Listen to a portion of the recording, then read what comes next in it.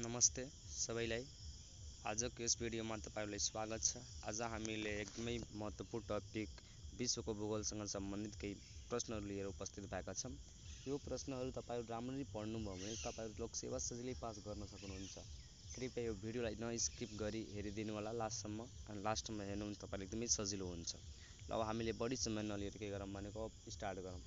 प्रश्न नम्बर पहिलो, मानिसको घर भन्न चिनिने महादेश कुन हो, अथवा मानिसको घर भन्न कुन महादेशलाई चिनिन्छ? यसको राइट एन्सर छ हाम्रो भनेको एसिया महादेश। फेरि अमुर नदी कुन देशको सिमाना हो? यसको राइट एन्सर छ हाम्रो भनेको रसिया र चीन देशको सिमाना रहेको छ। फेरि अर्को क्वेशन छ, भिक्टोरिया फल्स कुन कुन देशको सिमानामा पर्छ? यसको राइट एन्सर छ जिम्बाब्वे र भनेको मोजाम्बिक देशको भनेको सिमाना रहेको छ। त्यसैगरी प्रश्न नम्बर अर्को, विश्वको कुन शहरलाई फरबिडन सिटीको रूपमा चिनिन्थ्यो? पहिलो यसको एन्सर छ हाम्रो भनेको बेजिङ। फेरि अर्को क्वेशन, विश्वको सबभन्दा कान्छो देश कुन हो? यसको राइट एन्सर छ हाम्रो भनेको दक्षिणी सुडान। फेरि प्रश्न नम्बर अर्को, सूर्योदयको देश भनी कुन देशलाई चिनिन्छ? एकदमै इम्पोर्टेन्ट क्वेशन। यसको राइट एन्सर छ हाम्रो भनेको जापान। फेरि प्रश्न नम्बर अर्को, मरुभूमि नभएको विश्वकै एकमात्र महादेश कुन हो?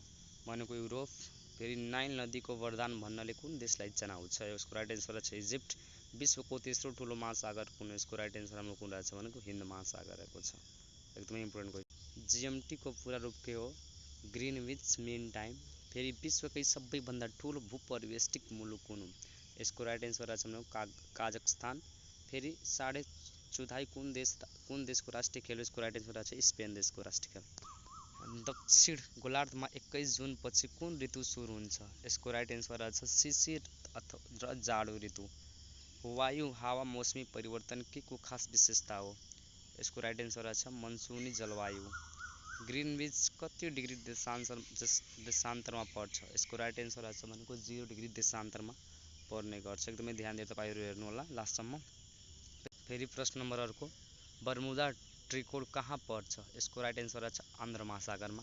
फेरि दक्षिण एसियामा बहिने मौसमी वायु कुन महासागरबाट उत्पन्न हुन्छ? यसको राइट एन्सर छ हाम्रो भनेको हिन्द महासागर। विश्वको सबैभन्दा बढी भाषा बोलिने देश कुन हो? यसको राइट एन्सर छ हाम्रो भनेको भारत देशमा सबभन्दा बढी भाषा बोल्ने गरिन्छ। फेरि प्रश्न नम्बर अर्को, विश्वको सबैभन्दा बढी भाषिक विविधता भएको महादेश कुन? एकदमै महत्त्वपूर्ण, तपाईहरु एकदमै ध्यान दिएर सुन्नु होला, हेर्नु होला। विश्वको सबभन्दा बढी भाषिक विविधता भएको महादेश कुन? यसको राइट एन्सर छ हाम्रो भनेको अफ्रिका महादेश। फेरि प्रश्न नम्बर अर्को जहिले पनि सोध्ने गर्छ, विश्वको सबैभन्दा ठुलो पानी जहाज टाइटानिक एटलान्टिक महासागरमा कहिले डुबेको थियो? यसको राइट एन्सर 1912 अप्रिल 14 मा डुबेको थियो। फेरि प्रश्न नम्बर अर्को, सबैभन्दा सानो महादेश कुन हो? यसको राइट एन्सर छ हाम्रो भनेको अस्ट्रेलिया महादेश भनेको सबभन्दा सानो महादेश हो। फेरि स्थलमण्डल भनेको के हो? स्थलमण्डल भनेको पानीको पृथ्वीको बाहिरी भाग हो। डोल्ड्राम्स भन्नाले के बुझिन्छ? यसको राइट एन्सर छ 5 उत्तरदेखि 5 दक्षिण अक्षांशको क्षेत्रलाई बुझ्ने गरिन्छ। फेरि प्रश्न नम्बर अर्को, वर्षको सबैभन्दा लामो दिन कुन हो? यसको राइट एन्सर छ हाम्रो भनेको 21 जुन अथवा जुन 21। व्यापारिक वायु ट्रेड वाइन्ड कहाँ पाइन्छ? यसको राइट एन्सर छ अयनमण्डल बीच र भूमध्य रेखामा पाइने गरिन्छ। फेरि एकदमै महत्त्वपूर्ण प्रश्न हेर्नु होला, कर्कट रेखा भनेको के हो? यसको राइट 23.5 डिग्री उत्तरी अक्षांशलाई बुझ्ने गरिन्छ।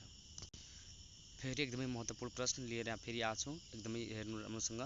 कुन जलवायुविक प्रदेशमा न्यूनतम ताप भिन्नता भेटिन्छ? यसको राइट एन्सर छ हाम्रो भनेको भूमध्य प्रदेशमा। फेरि यसै गरी प्रश्न नम्बर अर्को एकदमै महत्त्वपूर्ण छ, कुन जातिलाई ककेसियन भनेर चिनिन्छ? यसको राइट एन्सर छ हाम्रो भनेको गोरा जातिका मान्छेलाई भनेको ककेसियन भनेर चिन्ने गरिन्छ। एकदमै। त्यसैगरी प्रश्न नम्बर अर्को, क्षेत्रफल तथा जनसङ्ख्याका हिसाबले दक्षिण अमेरिकाका महादेशको सबैभन्दा ठुलो राष्ट्र कुन हो? यसको राइट एन्सर छ हाम्रो भनेको ब्राजिल। जनसङ्ख्याका आधारमा सबैभन्दा ठुलो राष्ट्र भनेको के हो भनेको ब्राजिल। फेरि भर्सेलिज, टुलुज, लियोन सहर कुन राष्ट्रमा पर्छ? एकदमै महत्त्वपूर्ण। यसको राइट एन्सर छ हाम्रो भनेको फ्रान्स देश। त्यसैगरी प्रश्न नम्बर अर्को, डाइनोसर भन्नाले केलाई बुझिन्छ? एकदमै महत्त्वपूर्ण। यसको राइट एन्सर छ हाम्रो भनेको टेरिबल लिजार्डलाई भनेको डाइनोसर भन्नाले बुझिन्छ। डाइनोसर। विश्वको सबैभन्दा ठुलो रिफ कुन हो र कुन देशको सामुद्रिक किनारामा पर्छ? द ग्रेट बेरियर रिफ, अनि त्यसको भनेको अस्ट्रेलिया देशमा पर्ने गर्दछ। त्यसैगरी अर्को प्रश्न एकदमै महत्त्वपूर्ण छ, यो पनि छ। ट्रियासिक, जुरेसिक, क्रोटेसिक युगमा पृथ्वीमा पाइएको र पछि लोप भएको जीव प्रजाति कुन हो? यसको राइट एन्सर छ डाइनोसर। फेरि प्रश्न नम्बर अर्को, हिमशिला भनेको के हो? यसको राइट एन्सरमा कुन रहेछ भनेको समुद्रमा तैरिएर रहेको हिउँको ढिक्कालाई भनिन्छ हिमशिला भन्ने गरिन्छ। एकदमै महत्त्वपूर्ण छ, ध्यान दिएर हेर्नु, लास्टसम्म भिडियो हेर्नु तपाईँहरूले। यसै गरी अर्को प्रश्न रहेछ हाम्रो, कुन हावापानीको प्रदेशलाई फलफुलको बगैँचा भनिन्छ? यसको राइट एन्सर रहेछ हाम्रो भनेको भूमध्य सागरीय हावापानी। एकदमै महत्त्वपूर्ण छ, एकदम ध्यान दिएर हेर्नु होला। क्रेटर केलाई भनिन्छ? यसको राइट एन्सर रहेछ हाम्रो भनेको आगो खरानी निस्केको मुखलाई भनेको क्रेटर भन्ने गरिन्छ।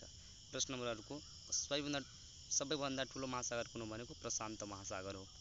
त्यसै गरी प्रश्न नम्बर अर्को, विश्वको सबैभन्दा ठुलो मरुभूमि कुन हो? जहिले पनि सोध्ने गर्छ, एकदमै ध्यान दिएर सुन्नु। यसको राइट एन्सर रहेछ हाम्रो भनेको सहारा मरुभूमि। त्यसै गरी अर्को, सबैभन्दा बढी भूपरिवेष्टित राष्ट्र भएको महादेश कुन हो? यसको राइट एन्सर रहेछ हाम्रो भनेको युरोप महादेश। फेरि प्रश्न नम्बर, युफ्रेटस र टिग्रिस नदीको दोभानमा रहेको सहर कुन हो? यसको राइट एन्सर रहेछ भनेको बगदाद। यसै गरी प्रश्न नम्बर अर्को, नेपाल र मालदिभ्स बीचको प्रमाणिक समय कति फरक छ? यसको राइट एन्सर रहेछ भने 45 मिनट यानि 45 मिनट। एकदमै महत्त्वपूर्ण छ, तपाईँले ध्यान दिएर हेर्नु होला। युनेस्को सम्पदा क्षेत्रभित्र पर्ने बिलान्द्रा छोल क्षेत्र कहाँ अवस्थित छ? यसको राइट एन्सर अस्ट्रेलियामा अवस्थित छ। त्यसै गरी प्रश्न नम्बर अर्को, क्षेत्रफलको हिसाबले तेस्रो ठुलो महादेश कुन? एकदमै महत्त्वपूर्ण क्वेसन, एकदमै सजिलो छ। यसको राइट एन्सर रहेछ हाम्रो भनेको उत्तर अमेरिका। फेरि यसै गरी एकदमै इम्पोर्टेन्ट क्वेसन अर्को रहेछ हाम्रो भनेको युरोपको बिरामी भनेर कुन देशलाई चिनिन्छ? एकदमै महत्त्वपूर्ण छ, हेर्नु होला है तपाईँहरूले। यसको राइट एन्सर रहेछ हाम्रो तुर्की रहेछ। एकदमै इम्पोर्टेन्ट छ, एकदमै ध्यान दिएर हेर्नु होला।